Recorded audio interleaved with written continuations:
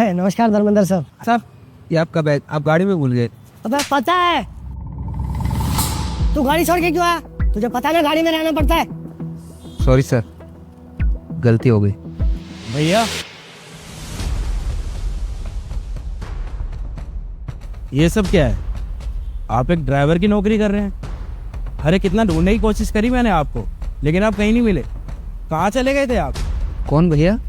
ये कैसे बात कर रहे हो साहब? आप इतने बड़े अमीर आदमी मेरे भाई कैसे हो सकते हो? इतनी अच्छी किस्मत नहीं है साहब मेरी। भैया ये क्या बोल रहे हैं आप? आखिर आप अपने छोटे भाई को भी नहीं पहचान रहे। ऐसा क्या कर दिया जो इतने नाराज हो रहे हैं आप मुझसे? कौन भैया? आप इसे जानते हैं क्या? हाँ ये मेरे बड़े भाई हैं, मैं इनका छोटा भाई हूँ। अरे नहीं साहब, इतनी अच्छी किस्मत कहाँ है मेरी? जिसका इतना अमीर आदमी भाई हो वो एक ड्राइवर की मामूली सी नौकरी क्यों करेगा भला? सर जब मैंने इसे काम पे रखा था तो इसने मुझे बताया था कि इसका आगे पीछे कोई नहीं है, ये बेचारा अकेला रहता है। एक भाई था और उसने भी इसे घर से निकाल दिया। साहब मेरे भाई ने तो अपनी बीवी की बातों में आकर मुझे घर से बाहर निकाल दिया था। लेकिन भैया मैंने कब आपको घर से निकाला? ये क्या बोले जा रहे हैं आप? मुझे कुछ समझ में नहीं आ रहा, प्लीज़ बताइए सही से। अरे नहीं साहब, मैं आपकी बात थोड़ी कर रहा हूँ, मैं तो मेरे भाई की बात कर रहा हूँ जिसने मुझे घर से बाहर निकाल दिया था। आप मेरे भाई थोड़ी ना हैं। ऐसा बोल के मुझे शर्मिंदा मत कीजिए। अरे भैया मेरी बात तो सुनिए, एक मिनट रुकिए भैया। धर्मेंद्र सर आखिर ये सब चल क्या रहा है? आप मेरे ड्राइवर को भाई क्यों बोल रहे थे? नितिन जी, मैं हाथ जोड़ के आपसे विनती करता हूँ कि मेरे भाई को जॉब से मत निकालना। ये मेरे भैया हैं और मुझे नहीं पता ये कहाँ रह रहे हैं, क्यों रह रहे हैं, और इनके साथ आखिरकार हुआ क्या है। बस आप इतना कर देना मेरे लिए कि इनको जॉब से ना निकाल के अपने पास रख लेना। और हाँ, इनको इस बात का नहीं पता चलना चाहिए कुछ भी कि मैंने आपको कुछ बताया है। ठीक है धर्मेंद्र सर, अगर आप इतना कह रहे हैं तो मैं इसे नहीं निकालूंगा। वो मेरे घर के पास एक फ्लैट है ना जो मेरा, वहाँ पे इसे रहने के लिए जगह भी दे दूंगा। और मैं इसे बताऊंगा कुछ नहीं कि ये सब करने के लिए आपने मुझे बोला है। Thank you so much Nitin जी।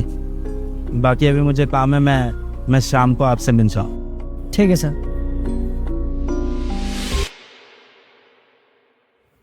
आओ विक्रम आओ। ये मेरा फ्लैट है, काफ़ी टाइम से खाली पड़ा हुआ था। मैं चाहता हूँ कि तुम यहाँ रहो। मुझे पता है तुम वहाँ झोपड़पट्टी में रहते हो, खाने पीने की भी दिक्कत होती है। ये फ्लैट मेरा खाली पड़ा हुआ था, तुम यहाँ आराम से रह सकते हो जब तक तुम्हारा मन चाहे, क्योंकि मेरे फ्लैट को देखभाल करने के लिए एक इंसान भी मिल जाएगा और मेरा फ्लैट यूज भी होता रहेगा। साहब इतना बड़ा घर, मैं यहाँ रहूँगा? अरे अब ज़्यादा सेंटी क्यों हो रहा है?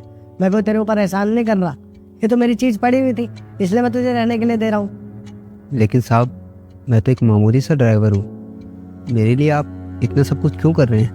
अरे विक्रम, तुम बहुत ईमानदार हो और एक ईमानदार इंसान को मैं खोना नहीं चाहता, इसलिए मैं तुम्हें यहाँ रहने के लिए जगह दे रहा हूँ। देखो विक्रम, बुरा ना माना तो एक बात पूछ सकता हूँ? हाँ पूछो साहब। तुमने बताया था कि तुम्हारा एक भाई है, वो तुम्हारे साथ रहता था, तो अब तुम उनके साथ क्यों नहीं रहते? वो साहब मेरे भाई की बीवी नहीं चाहती कि मैं उनके साथ रहूं। जेठ जी, ये पकड़िए आपका सामान और जाइए इस घर से। ये क्या बकवास कर रही है तुम? और कहाँ जाऊंगा मैं? अरे कहीं भी जाइए, पर इस घर में अब आपके रहने की कोई जरूरत नहीं है। अरे क्यों जाऊंगा मैं? ये घर मेरा भी है। बकवास बंद कर अपनी। और होती कौन है तुम मुझे निकालने वाली? तुम्हारा घर? पहली बात तो ये तुम्हारा घर नहीं है, ये मेरे पति का घर है। और एक बात बताओ, जब तुम कोई काम धंधा करते नहीं हो, फ्री की रोटी तोड़ते रहते हो घर में बैठे बैठे, तो मैं तुम्हें अपने घर में क्यों रखूँ? हाँ अच्छा, बहुत बदतमीजी कर रही है ना तू। एक मिनट रुक, अभी धर्मेंद्र को बताता हूँ मैं। हाँ हाँ, शौक से करिए फोन। धर्मेंद्र ने तो बोला है मुझे तुम्हें बाहर निकालने के लिए, इसीलिए तो काम का बहाना करके निकल गए वो। क्या धर्मेंद्र ने कहा मुझे घर से बाहर निकालने के लिए? हाँ, वो भी नहीं चाहते कि आप हमारे घर में रहो, क्योंकि आप घर में फ्री की रोटियां ही तोड़ते रहते हो और कुछ नहीं करते। देखो, अब हम नहीं चाहते कि आप हमारे साथ हमारे घर में रहो, इसलिए चले जाओ यहाँ से। ठीक है, अगर ऐसी बात है तो मैं चला जाऊंगा इस घर से। अगर मेरा भाई मुझे इस घर में नहीं रखना चाहता तो मैं क्या करूँगा यहाँ रह के? हाँ हाँ, ज्यादा बकवास करने की जरूरत नहीं, अपना सामान उठाइए और निकलिए यहाँ से। साहब मेरे साथ ये सब कुछ हुआ, इसलिए मैं उस घर में दोबारा जाना नहीं चाहता। विक्रम, तुम्हारी बातें सुन के मुझे बहुत बुरा लग रहा है, लेकिन इसमें मैं कुछ कर तो नहीं सकता। बस अब तुम जितना दिन चाहते हो यहाँ पे रह सकते हो आराम से। सच में साहब, आप बहुत अच्छे हैं। जहाँ मेरे अपनों ने मुझे घर से बाहर निकाल दिया, आपने मुझे इतना अच्छा घर दिया रहने के लिए।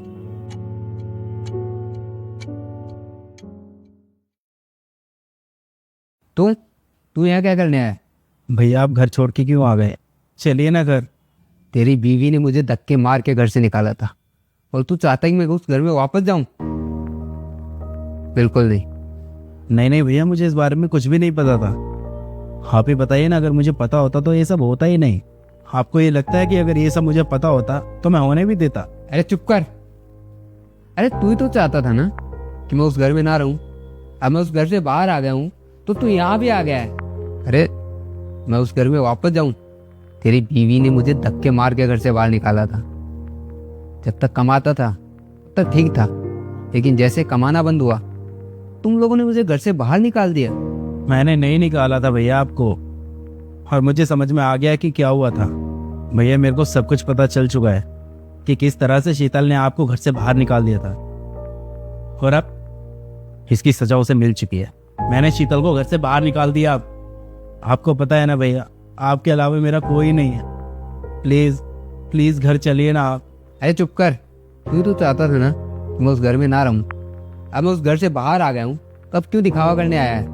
अरे चिंता मत कर, मैं नहीं बताऊंगा किसी को।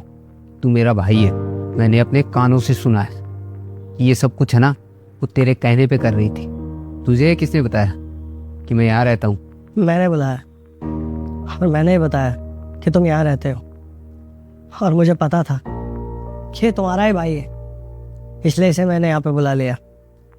देखो विक्रम, परिवार में छोटी मोटी लड़ाइयाँ होती रहती हैं, पर इसका ये मतलब नहीं है कि हम अपने परिवार से नाता तोड़ दें। और तुम्हें अपने भाई पे थोड़ा तो विश्वास होना चाहिए था ना कि वो तुम्हारे साथ कभी गलत नहीं कर सकता। भैया आप मेरे बड़े भाई हैं, और बड़े भाई का ये फर्ज बनता है कि अगर छोटे भाई से कोई गलती हो जाए ना तो उसे समझाएं, प्यार से मार कर डांट कर। गलत फहमियों का शिकार अगर बड़ा भाई हो जाएगा तो छोटे भाई का क्या होगा भैया? कम से कम आपको ये समझना तो चाहिए था कि आपका छोटा भाई आपके साथ ऐसा कैसे कर सकता है। ठीक है भैया, मैंने माना कि आप दूसरे इंसान की भी बात सुनो, लेकिन कम से कम अपने भाई की बात पर विश्वास तो करो। एक बार समझो तो वो कहना क्या चाहता है। दरअसल कई बार क्या होता है ना, हम बाहर वालों की बातों में आके खुद के रिश्ते बर्बाद कर लेते हैं। इसमें बाहर वाले का कुछ भी नहीं जाता, लेकिन हमारा घर टूट जाता है उसमें। आप खुद सोचिए ना भैया, आप मेरे बड़े भाई हैं, मैंने हमेशा आपका आदर किया है, सम्मान किया है, और आपने भी छोटे भाई की तरह मुझे बहुत प्यार दिया है। लेकिन आज एक गलत फहमी का शिकार होने की वजह से भैया हम दोनों अलग हो गए ना। अगर आपको लगता है कि मेरी थोड़ी सी भी गलती है ना तो भगा दीजिए मुझे यहाँ से आप। भैया अगर दो भाइयों में प्रेम होता है ना और विश्वास होता है तो कोई भी दूसरा आके उनका रिश्ता नहीं तोड़ सकता। ठीक है, तू मुझे अपना भाई मानता ना, तो एक काम कर, वो अपने घर की बहू है, उसे घर से बाहर नहीं निकालना, उसे घर लेके आ। अरे हो गई उससे गलती, लेकिन इसका ये मतलब नहीं है तो उसको इतनी बड़ी सजा देगा। और मेरी बात मान, कल जा और उसे घर वापस लेके आ। जैसा आप कहें भैया, मैंने आज तक आपकी बात नहीं टाली है और ना ही आगे टालूंगा। थैंक यू नितिन सर हमारी हेल्प करने के लिए। अगर आज आप ना होते ना तो शायद मैं अपने बड़े भैया से कभी ना मिल पाता। अरे सर, ये तो मेरा फर्ज था